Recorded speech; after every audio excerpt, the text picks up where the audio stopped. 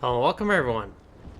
This is Cavalry Story, and today we are continuing on with All Americans Part 2, the final mission in this game. And yeah, so this is the final mission in the game. I think it's overall a better mission than the last mission in the previous game, but if I remember correctly, this is gonna be a nightmare. Let's get fire on them. Then once they're suppressed, we're gonna have the assault team move up. And then we'll go ahead and have them cover. Alright. Go move. That's an 88, isn't it? Ah, fucking course it's an 88.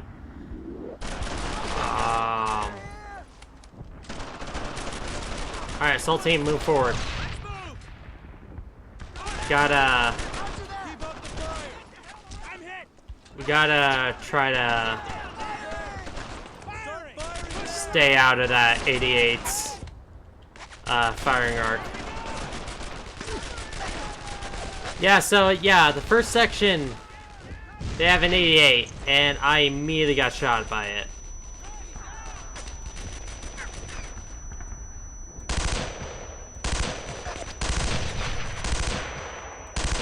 Alright.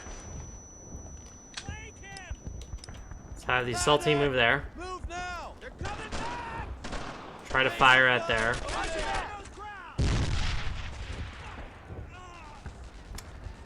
Great. Okay. This is gonna go well. No mercy for these bastards.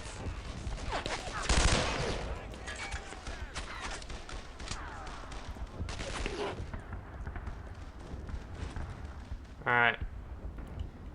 Just gonna have to take cover.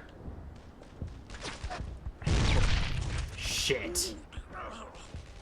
Okay. Yeah, that's gonna pretty much explain how this mission's gonna go. What the fuck was that? That did not happen the first time. Alright. So this time, let's go ahead and pause a little bit. Take a look. And try to figure out how the actual hell I'm gonna be able to do this. Yeah,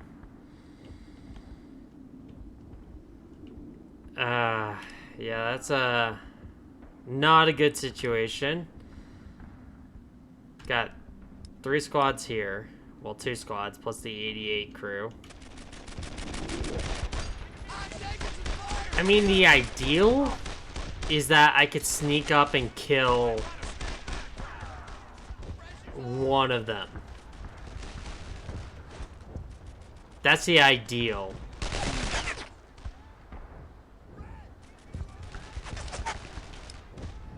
Alright, let's have the assault team move up. Let's go. Fire team, keep up the fire on them. Cover me with all you got. Alright.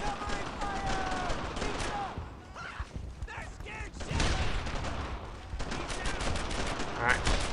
Come on.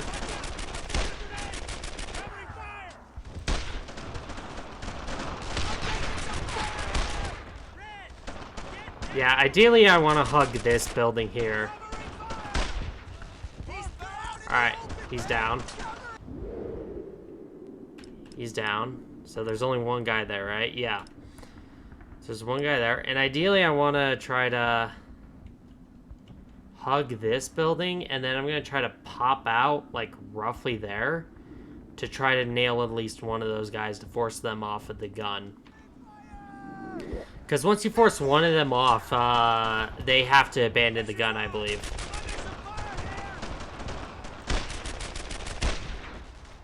Come on, pop up. Okay. We got them. So go ahead. Keep them suppressed. Great, we got another squad down there. Got another squad that just took pot shots at me. Now the question is, do I just ignore them? Try to get around and toss the grenade. Cover! Fire in the hole! I nailed one. Firing! Another down! Nailed another.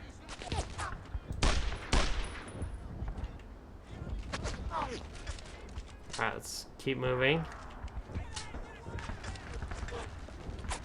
Did I force them off the gun? Oh! Oh, that was a lucky grenade. That was a lucky grenade.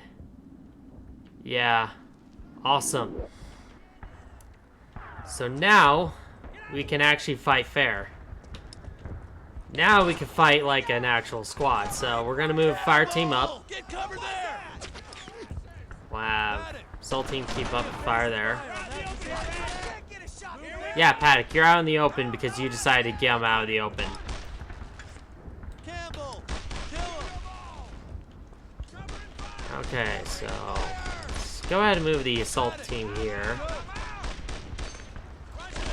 Take out that artillery! Alright.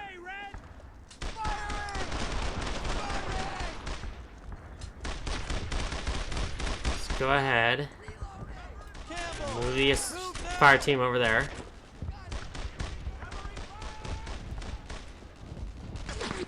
Hit that artillery team! Alright, come on. Here we go! Alright, we'll have the...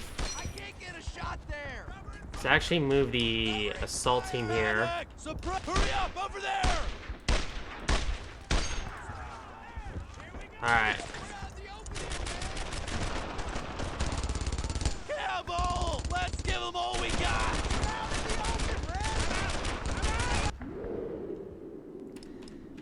Do we have a machine gun there? We do have a machine gun there. Alright, what's the best flanking opportunity? Probably over there.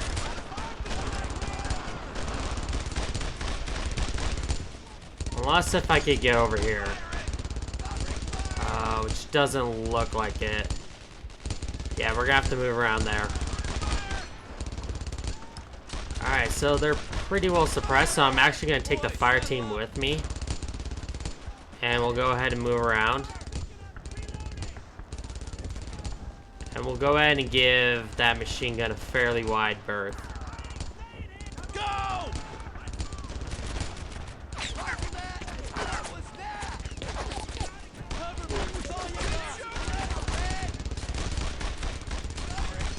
Alright, keep moving around.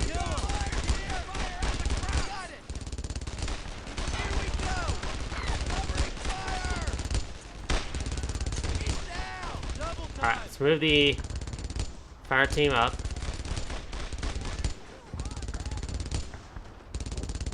Go! Yeah, we'll be able to flank them. Go! Face a fire on that gun! On it! Move your asses! Alright, let's go.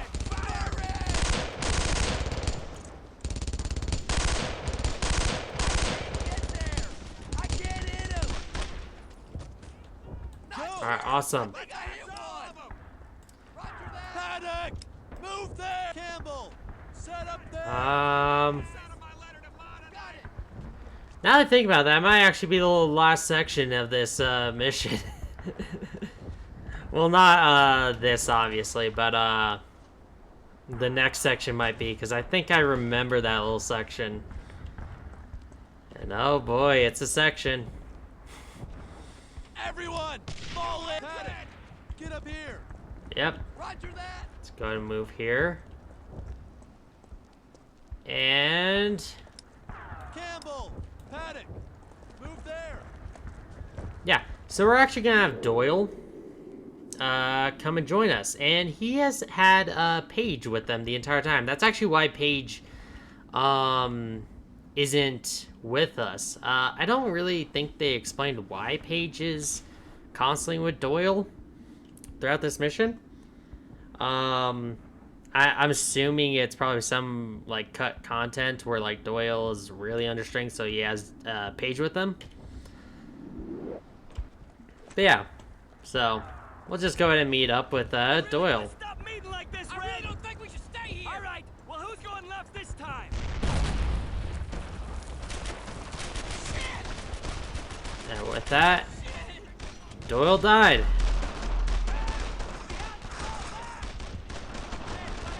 And Paige, injured, grabs us, starts dragging us into cover.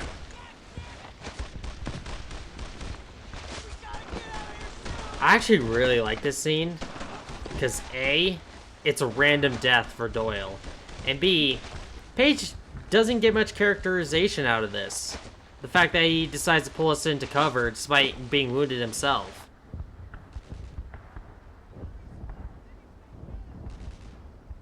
And of course,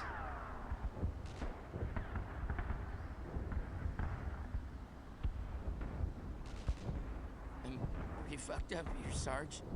Used everything I had to get us here. with that, Paige is dead as well. And with that, we've lost a squad mate. And now we have a pretty difficult task ahead. So we got 2 guys there, a tank there, but if you notice, there's another tank there. So now we have to find the Panzer, the Panzerschrecks, well, not Panzerschrecks, but the Panzerfaust to try to destroy these tanks. So let's get the assault team there. It's probably best we get the fire team here to kind of suppress those guys. Alright, so with this, we are gonna have to be a little creative because we got a Panzerfaust crate over there, which hasn't loaded in yet. Got another Panzerfaust crate back there. So we got 2 of them in this area. So, alright, we're gonna move. Assault team, get over here. Oh, shit. Get down. Alright, we're gonna move.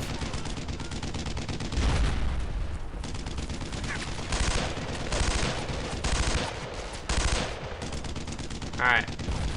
I think I might just abandon my squad and try to... yeah. Try to take them out.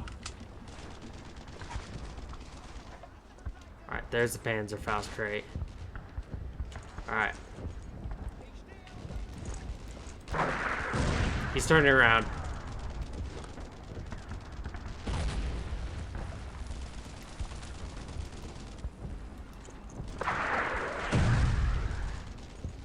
Come on. Oh, he's backing up. Can I hit him in the back? Yes. Alright, awesome. Now I'm gonna see if I can nail the other tank. No.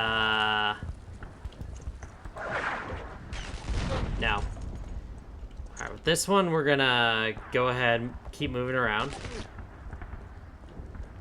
I don't have my guys distracting him anymore, so that's not super good.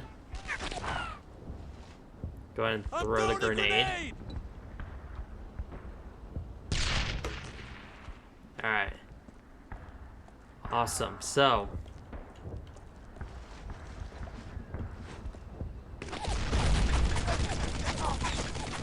Alright.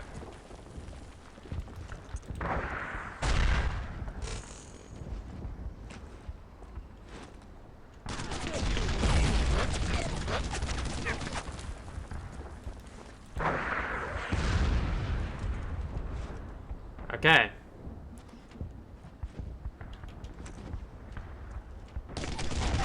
Actually, fuck it. Let's go. Gonna run back. Gonna kind of leave my M1 back there, but this is not the time to be sentimental.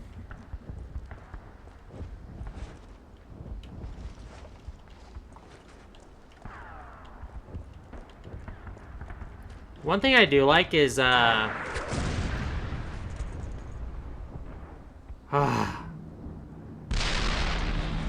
we are done. Clear the remaining enemies from the city. Okay. Oh, we still have another section. Huh. I always kind of mentally put it in my brain that this is the final section. Which is going to be little awkward. Because, yeah. I don't have a squad anymore. Oh well, let's go. Let's just do a standard shooter, I guess, now. Alright, let's take a look, see if we can keep moving. I'm a worst case scenario. If I'm unable to do it by myself,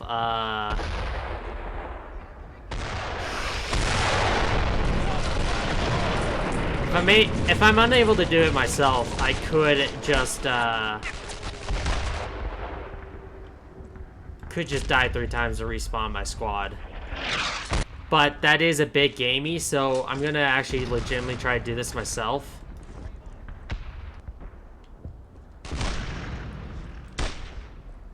Come on. Alright.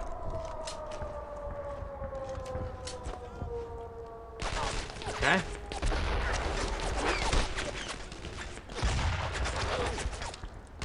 Yeah, I'm gonna try to end up clearing out this rest of it by myself.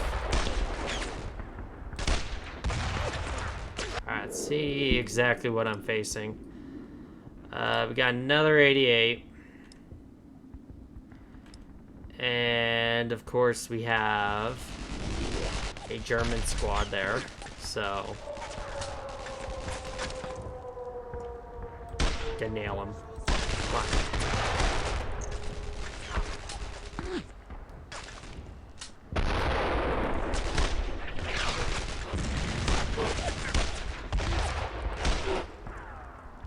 Okay, nailed. I got one.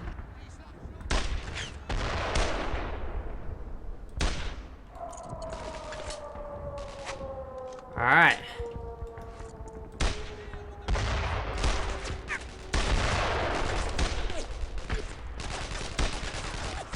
Now, obviously, this would go a lot smoother if you had a squad. But, yeah. Because you can actually flank them instead of trying to play whack-a-mole like I'm doing now. Come on. Come on. Oh, shit.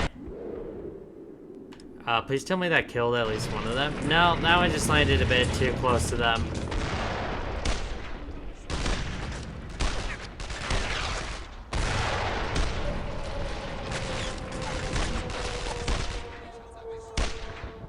Come on. Oh, shit. Okay, I actually don't have, like, any ammo left.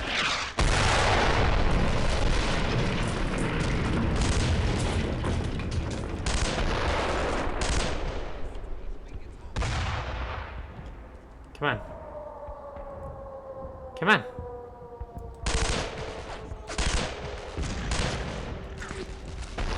I'm definitely hitting them.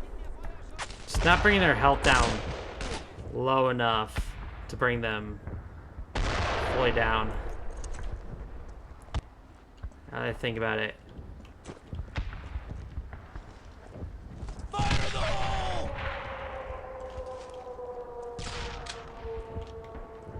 I got one more grenade. Reload a grenade! Come on.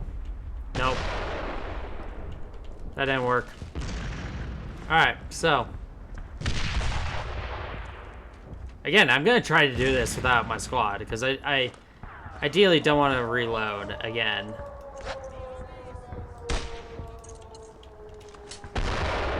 Alright, come on.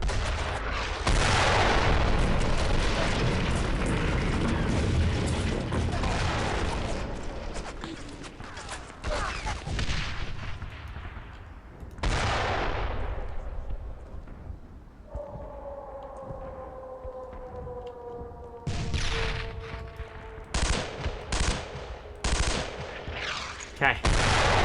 Think I got the spotter of it. Please tell me they're popping off.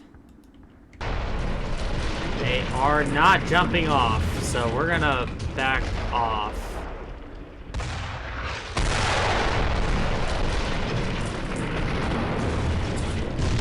Shit! Okay. Yeah, that was a direct hit. Alright.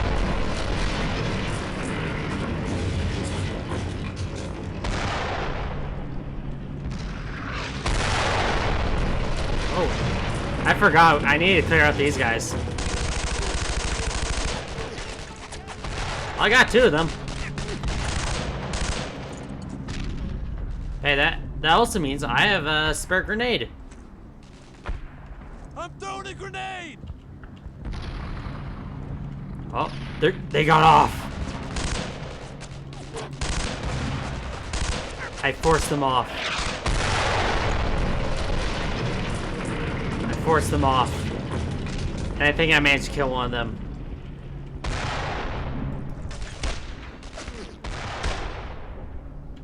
Alright.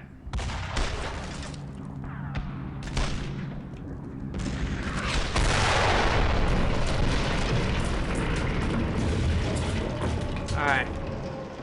So now with the 88 crew off of that gun, they honestly shouldn't be too much of a threat.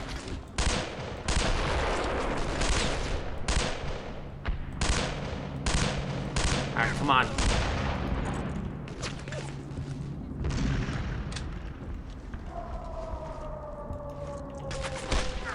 I also do have grenades, so...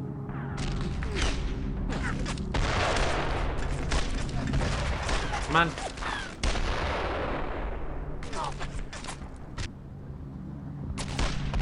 Alright. Got one down. Alright, who's trying to flank me? 2 guys there. We got 2 guys there. We got 1 guy back there. So we got 5 Germans.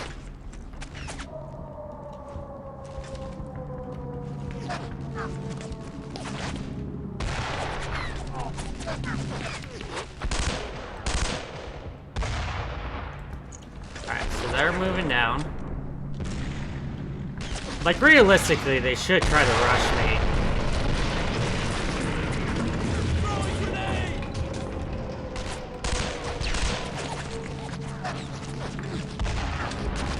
I need to not get cocky. Okay, so that's 1 down. Got 2 there. Got 1 there.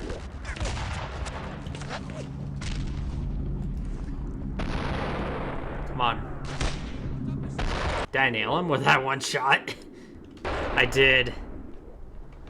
Alright.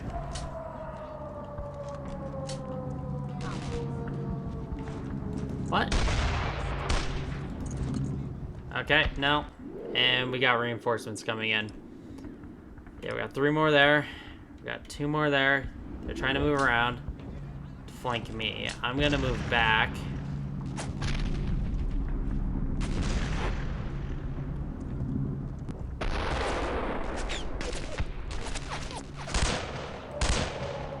Did I nail both? I nailed both of them. Alright.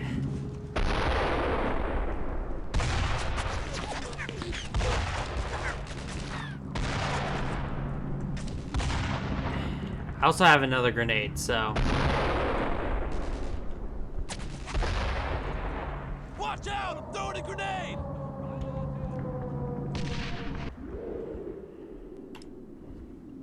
Okay, that didn't kill anyone, but if I get over to the other side, I might be able to kill one. Alright. Killed 1.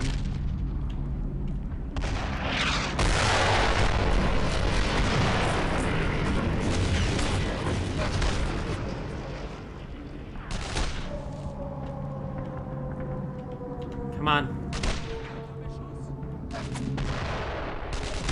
Ideally, only want to get shot by 1 of them. one. We got one left.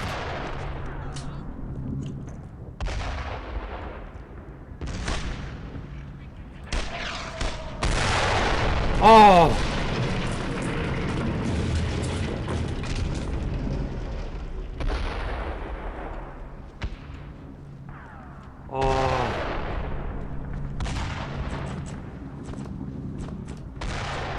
Come on, where's the smoke grenade area?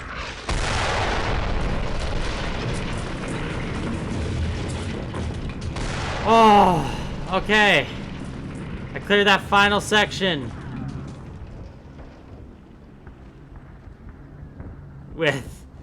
Without a squad. Oh, wow. It's amazing how quickly we lost control of the situation. You did well, Sergeant. You helped accomplish a very important objective. If the 82nd had failed in Saint Savour, taking Cherbourg would have been a pipe dream. Something wrong, Sergeant? No. It's just that I believed I could succeed where I thought Baker had failed. But I couldn't. I failed Doyle. No, you didn't, son. You did exactly what needed to be done. Exactly. And so did Sergeant Doyle. That's something to be proud of.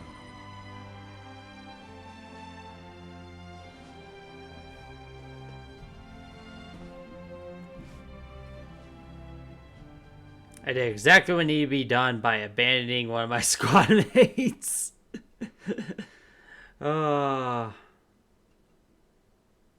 But yeah, let's go ahead and continue on to the epilogue, and then I'll give my final thoughts on the game.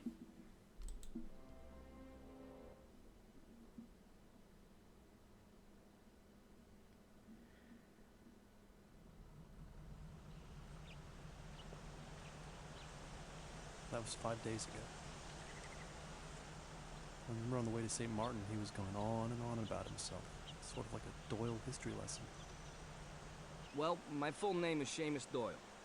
You see, Seamus was my father's name, which is odd because I never knew my father. So I guess I never understood why my mother would name me after him. And my mother, she was a piece of work. She once made me wash the dishes at 3 o'clock in the morning. I mean, she could cook like nobody's business, but the smell. She once caught my sister kissing this guy, stapled her dress shut. But that boy could talk.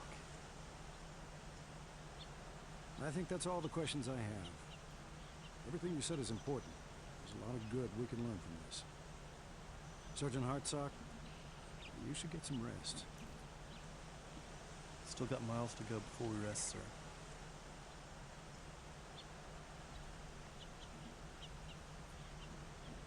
That took a while. I've got a lot on my mind, Sam.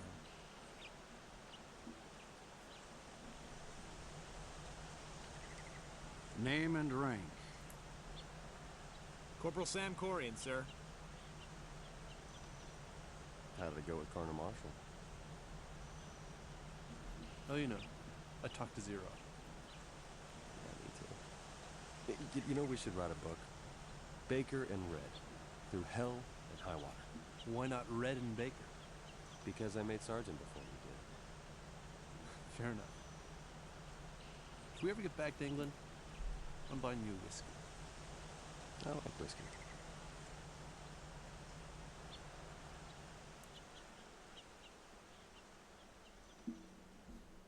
I like that little moment at the end.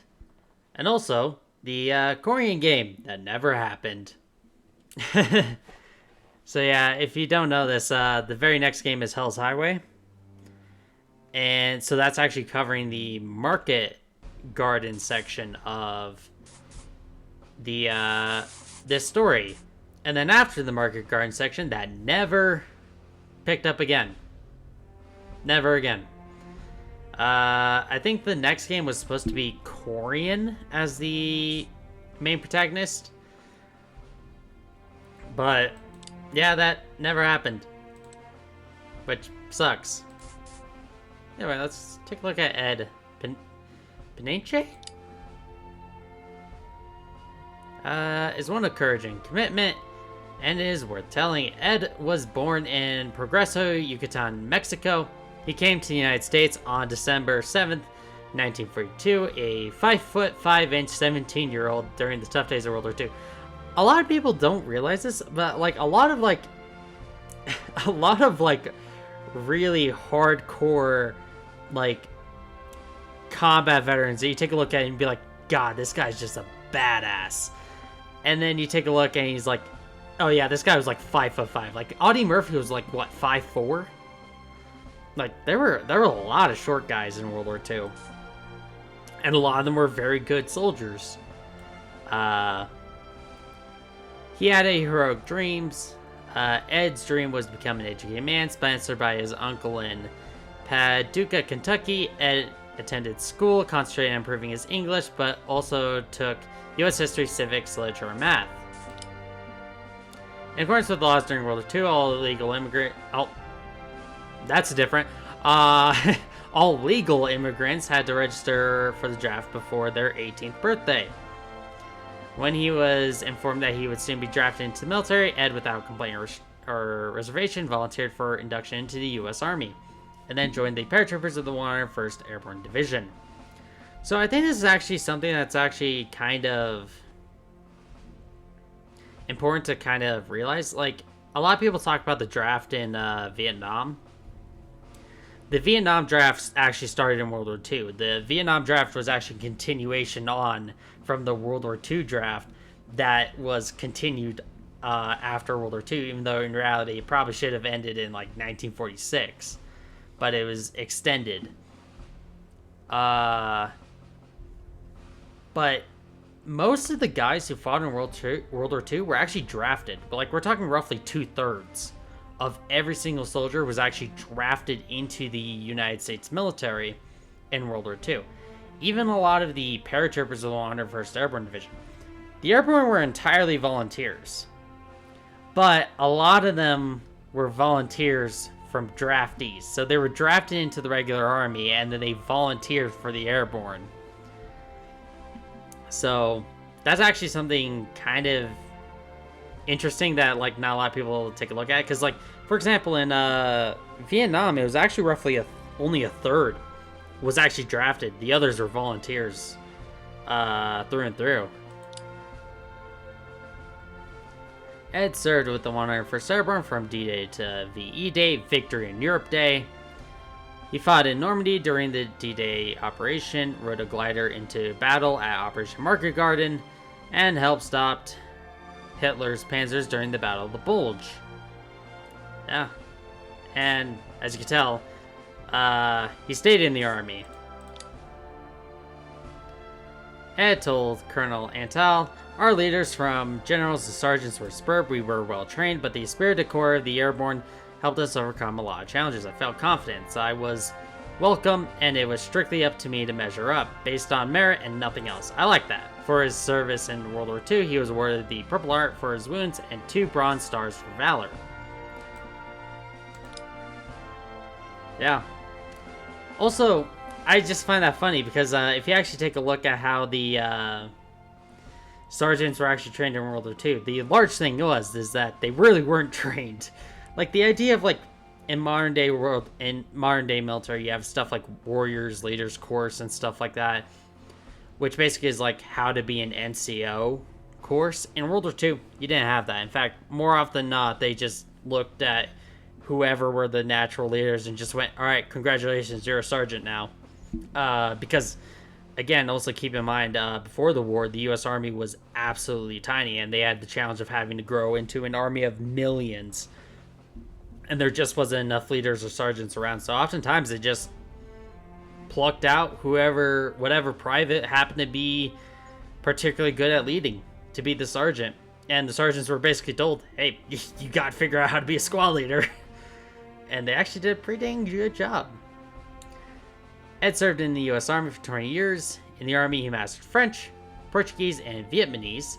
Served as an advisor and translator during the Vietnam War.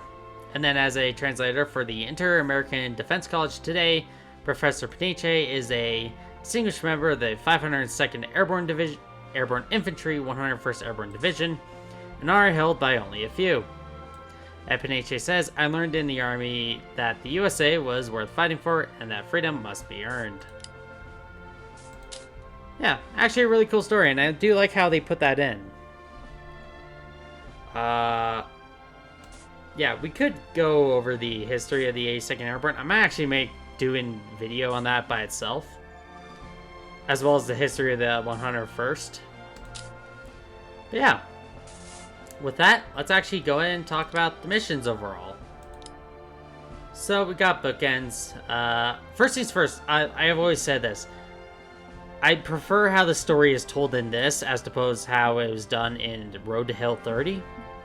I do like how it's more Hartstock talking and kind of like talking through his thoughts and everything, and the fact that they focus more on the characters. Of course, we got D-Day. Versus All the Way. It's a perfectly serviceable beginner mission, but they immediately give you the squad, which I love. Action at St. Martin, pretty good. I think kind of a bland mission, to be honest. 3 patrol action is, I think, where this game really gets a lot better. I really enjoy this mission. Hell's Corners. It's also a very good mission. I actually really enjoy that. In my opinion, I think these two are probably the best missions in the game. Then you got the Chateau. It's alright, but it does characterize Alan and Garnett a lot more. Bloody Gulch, which is a pretty good mission. Eviction Notice, which is the first one as a sergeant. It's okay.